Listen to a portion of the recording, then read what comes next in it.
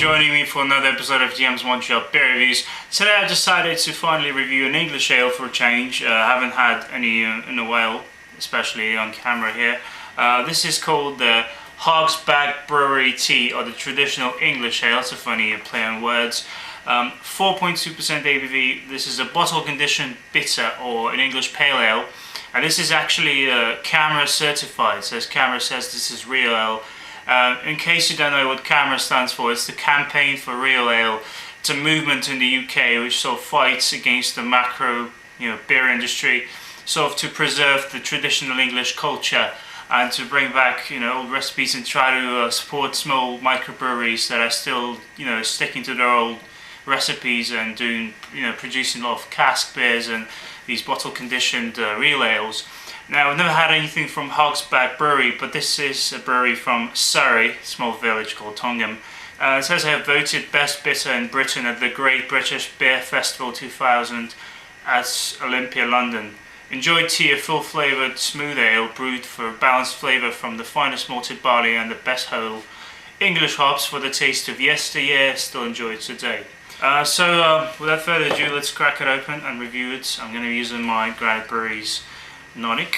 So the cap was covered with a sort of foil kind of paper thing with the Hog's Head logo on it. I'm not sure if the cap actually has something on it. Let's take a look. No, it's just a plain cap. Alright, whatever. So let's get the pour going on. It says pour slowly and carefully. Of course, in traditional English pubs you don't get much head on your beers and they try to serve it. So fill it up to the edge. But in this case it's a bigger glass, so we're doing just great here. Smells really nice. Very hazy, kind of cloudy, light copper, or you could say medium to full amber. Nice, sort of thin, but it's kind of frothy, nice beige head to it. Gives out a nice kind of English goodness, bready smell with a nice floral hoppiness on the nose. Some light fruits, which is quite good. Let's give it a taste now. This is a very good old English bitter. Yeah, I haven't had a beer like that for a while. Medium body, maybe a bit less than that in the body, but a nice caramel, toffee-like base with a pretty good floral kind of herbal hoppiness going on. Touch of bitterness, touch of a biscuity-like sourdough kind of texture. I'm getting apples, plums, sort of a light fruitiness going on as well. All the way, this is smooth and easy drinking, and not too much, not overwhelming for the palate. Head retention is not very good, but it's still alright. Some lively carbonation. Yeah, I'm liking this a lot. This reminds me of some other English bitters I've had, like Abbott Ale, or maybe Dutch's Organic Original, even some Witchwood beers. So far, this is a good beer. I'll come back to you in a few moments. I'm predicting this is going to score at least an 8. It's one of the better examples of the style I've had, and it's only 4.2%, so that's great. Cheers, guys. What can I say? First of all, it tastes really authentic and really traditional indeed, just like it claims to be. It's got that very kind of like, countryside kind of feel to it. Definitely opens up, and it's definitely worthwhile serving this at the right temperature. You don't want to serve this too cold. Well, as far as the appearance goes, let's go there for now. The appearance is a bit disappointing. It went totally headless, and there's no head retention, no lacing. It looks alright, but it doesn't look very, very great. So it's gonna get a 6 out of 10 for appearance, just average. As far as the aroma goes, I'll give this a solid 7. 7. That's probably good. Again, nothing spectacular in the aroma alone. Some fruit, some caramel, some maltiness, some herbal kind of flowery notes. That's about it. The taste is a definite solid 8.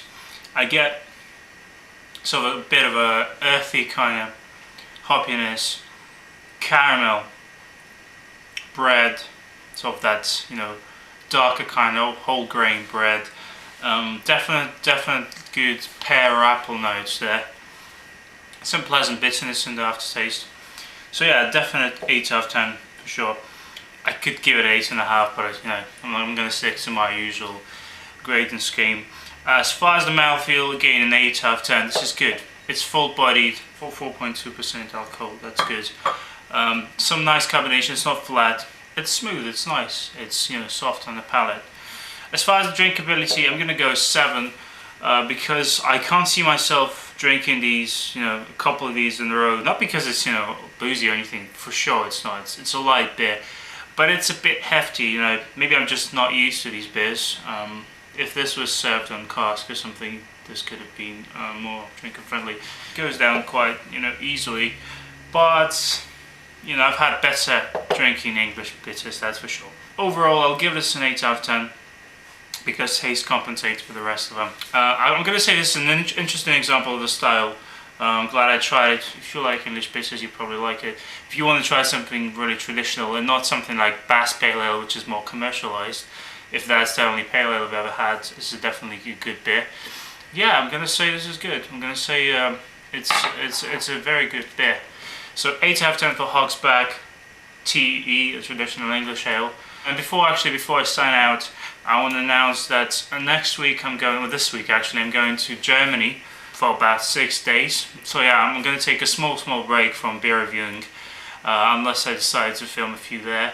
But I'm definitely planning to bring back some German beers. I'm going to the northwest region, so not quite, you know, the typical Bavarian beer land, but I'm probably going to find some examples of interesting styles like the alt beers, maybe a few local pilsners with Hefeweizens. Let's see.